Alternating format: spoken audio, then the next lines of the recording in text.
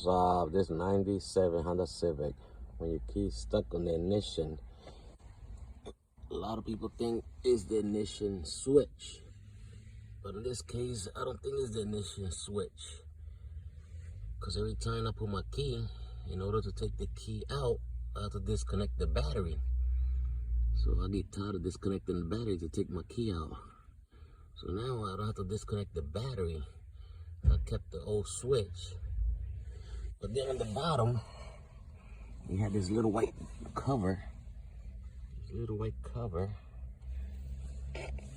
was right here, covering this. This is ignition solenoid switch. So what I do, I take this little pin out of there. Take that little pin out of there, and you do not lock your key anymore.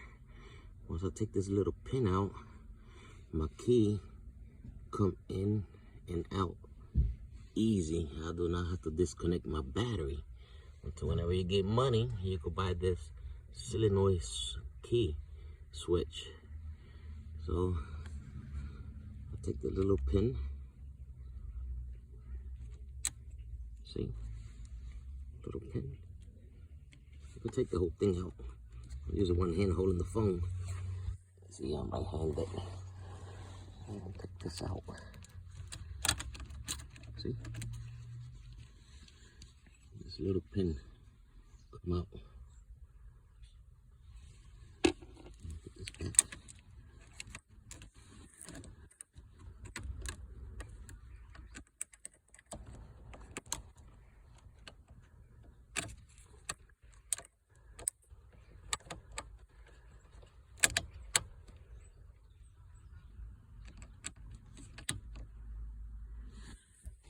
I put a little screw again on the side with the cover, the white cover.